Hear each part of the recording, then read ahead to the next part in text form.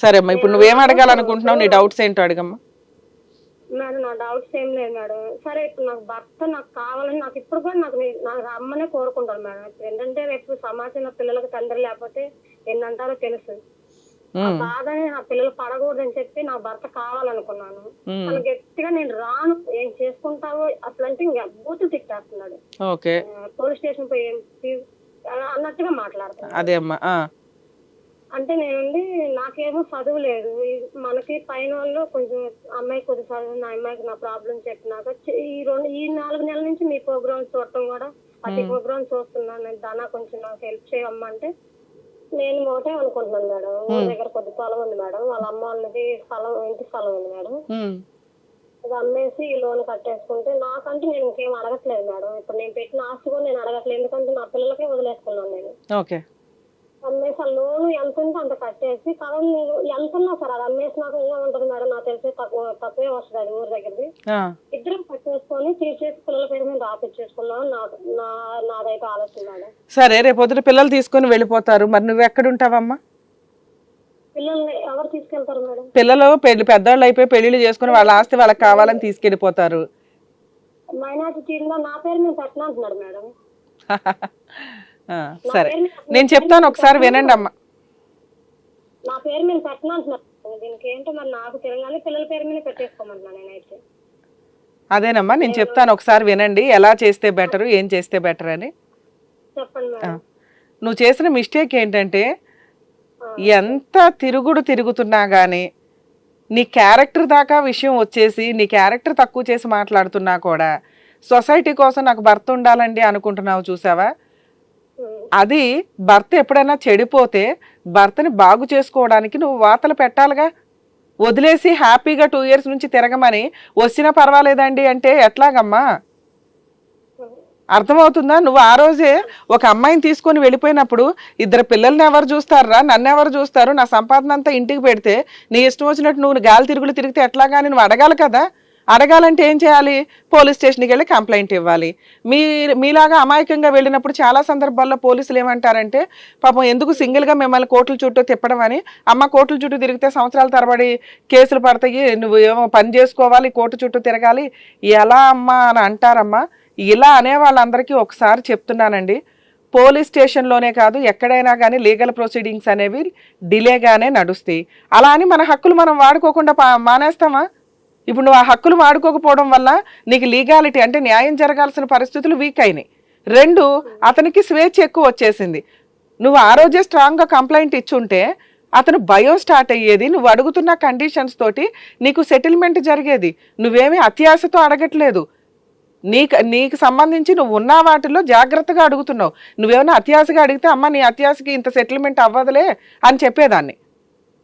నువ్వు పర్ఫెక్ట్గా అడుగుతున్నావు. ఏంటి ఉన్నదేదో అమ్మేసి ఫిక్స్డ్ డిపాజిట్గా అదేదో లోన్ ఏదైతే ఉందో అది క్లియర్ చేసి పిల్లల పేరు మీద రిజిస్ట్రేషన్ చేయి, లేదా మా 3 పేరు మీద రిజిస్ట్రేషన్ చేయి. నువ్వు నీ గాలి తిరుగులు నువ్వు ఎక్కడ తిరుగుతావో తిరుగు, నువ్వు ఇంకో దాన్ని చేసుకున్నాను అన్నావు అక్కడ చావు అని చెప్పాలి. అలా అతను చెయ్యాలి అంటే నీ ఫైటింగ్ నువ్వు చేసుకుంటూ వెళ్ళాలి. నువ్వు అతనికి వాతలు పెట్టకపోతే అతనికి ఎప్పుడు తెలుస్తుంది బాధ? నువ్వు పని చేసుకుంటున్నావు కాబట్టి సరిపోయింది. వినమ్మా, లాస్ట్లో మాట్లాడుతూ కానీ మళ్ళీ ఆ రోజే మీరు పోలీస్ స్టేషన్లో వాళ్ళు ఏదో సంవత్సరాల తరబడి జరుగుతాయని చెప్పి అన్నారని ఎప్పుడు ఆపకూడదమ్మా. సార్ సంవత్సరాలు కాదు మా జీవితమే పోయింది ఇక్కడ, 16 ఏళ్ల జీవితం. ఇలా చిటికేగానే అలా సెటిల్మెంట్లు అవ్వవుగా. నీ ప్రయత్నాలు నువ్వు చెయ్యాలి. నువ్వు ఆ రోజు పోలీస్ స్టేషన్ కేసు ఎఫ్ఐఆర్ చేసేసి ఉంటే నువ్వు గెలుస్తావా గెలవ్వా, 5 ఏళ్ళు నడుస్తుందా 10 ఏళ్ళు నడుస్తుందా అని కాదు. అతనికి లాయర్ ఖర్చులు కానీ కోర్టు చుట్టూ తిరగడం కానీ చాలా ఎక్కువ అవుతుంది. నీ ప్రాబ్లం ఎవరు సాల్వ్ చేస్తారు? ఇప్పుడంటే టీవీ షోలో వచ్చి ఏదో కూర్చొని మాట్లాడుతున్నారు. మీ ఇష్టం, మీ ప్రాసెస్ అంతా మీరు కోర్టు ద్వారా తేల్చుకోవాల్సిందే కదా. కోర్టులో టైం వేస్ట్ అవుతుందని లీగల్గా వెళ్ళకపోతే ఎవరికి లాసు? ఇప్పుడు అతని నెత్తి మీదకి కొమ్ములు వచ్చినాయి. ఏం చేసుకుంటావో చేసుకో. ఇప్పుడు నువ్వు బూతు మాట్లాడపోయావు, ఏది ఆయన మాట్లాడిన మాట ఏం చేసుకుంటారో చేసుకోండి అని. ఏ పోలీస్ స్టేషన్ ఏం చేస్తుంది అని అడిగాడు, రేపొద్దు ఏ కోర్టు ఏం చేస్తుంది అంటాడు, ఆ తర్వాత నువ్వేం చేస్తావు అంటాడు. ఇదేగా ఆయనకు వచ్చేసింది. నువ్వు ఇప్పుడు ఆ మాత్రం కూర్చొని ఎందుకు మాట్లాడుతున్నావో తెలుసా? ఇల్లు ఉంది, ఈ ఇల్లు ఎవడో లాక్కోడు కదా, కనీసం మేము ఇంట్లో ఉండగలుగుతామని ఎదురు బయట రెంట కట్టే అమౌంట్ని నువ్వు వెళ్ళి లోన్ క్లియర్ చేస్తున్నావు అతనికి. ఆ ఇల్లు అతని పేరు మీద ఉన్న ఇల్లు నీకెందుకు వస్తుంది? నువ్వు లోన్ క్లియర్ చేసావు 10 లక్షలు. నేను ఇందాక నుంచి నీ పేరు రాయించమ్మా అని ఎందుకు అంటున్నానంటే, ఒకవేళ నిన్ను బయటికి తరిమేస్తే ఇది నా ఇల్లు అని నువ్వు కనీసం ఎవిడెన్సులు చూపించుకొని, ఇదిగోండి నేను ఇంత లోన్ క్లియర్ చేశాను, అతను అప్పు ఇంత క్లియర్ చేశాను అని చూపించుకోవడానికి ఉంటుంది, కోర్టులో కేసులు గెలవడానికి ఉంటుందని. నువ్వు అప్పుడు కూడా కేసు వేసేలాగా లేవు. అసలు నేనే ఎవరిని కేసులు వేయొద్దని చెప్తా. కోర్టుల చుట్టూ తిరక్కండి, ఫ్యామిలీ మ్యాటర్స్లో ఏదో ఒకటి కుదిరితే సెటిల్ చేసుకోండి అని. ఇన్ కేస్ సెటిల్మెంట్ అవ్వట్లా, అప్పుడు నీ హక్కులు నువ్వు వాడుకోవాలి. అతను సెటిల్మెంట్కి రావాలి అంటే అర్థమవుతుందా?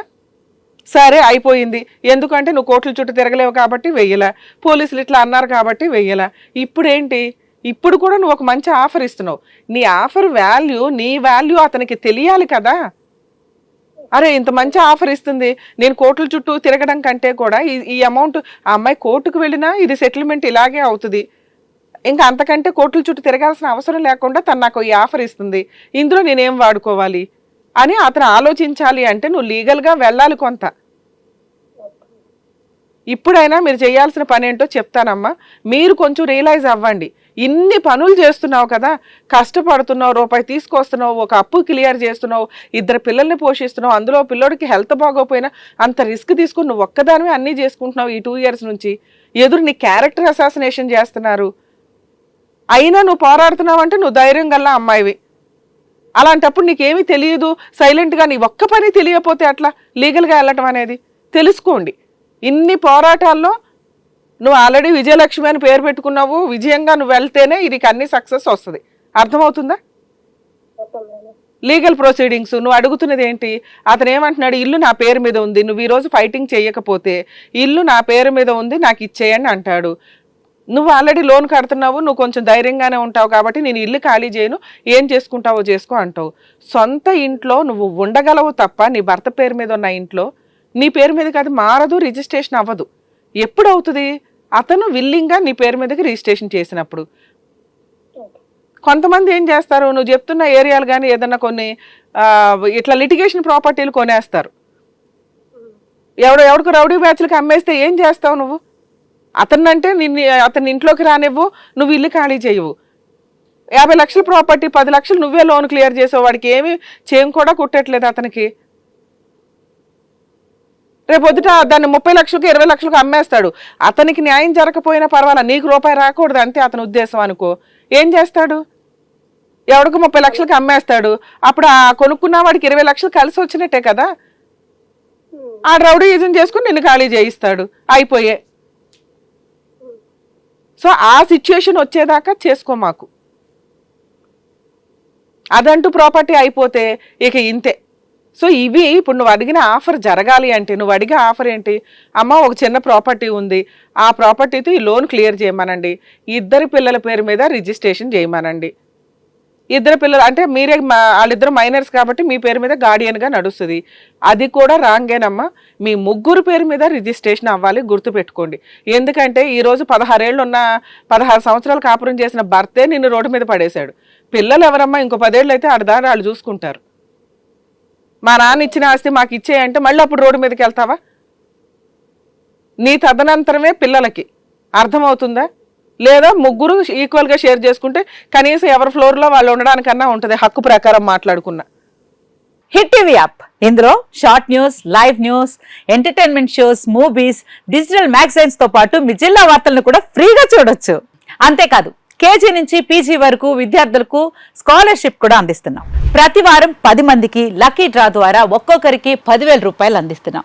ఇంకెందుకు ఆలస్యం, వెంటనే హిట్ టీవీ యాప్ ని డౌన్లోడ్ చేసుకుని ఫ్రీగా ఎంటర్టైన్మెంట్ పొందండి. Hit TV app. Hit TV app. Please download hit TV app. Hit TV app ని ఫ్రీగా డౌన్లోడ్ చేసుకుని ఎంజాయ్ చేయండి. మీకు నచ్చిన ఎంటర్టైన్మెంట్ కోసం హిట్ టీవీ యాప్ ని ఫ్రీగా డౌన్లోడ్ చేసుకుని ఎంజాయ్ చేయండి. హిట్ టీవీ యాప్ ని డౌన్లోడ్ చేసుకుని ఆస్వాదించండి, ఆశీర్వదించండి. ఇంతమంది సెలబ్రిటీలు హిట్ టీవీ యాప్ ని డౌన్లోడ్ చేసుకోండి అని చెప్తున్నారంటే ఎంత మంచి యాప్ ఆలోచించండి.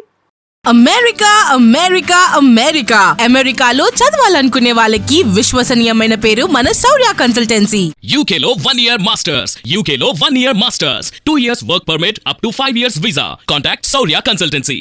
Contact 89851 89851.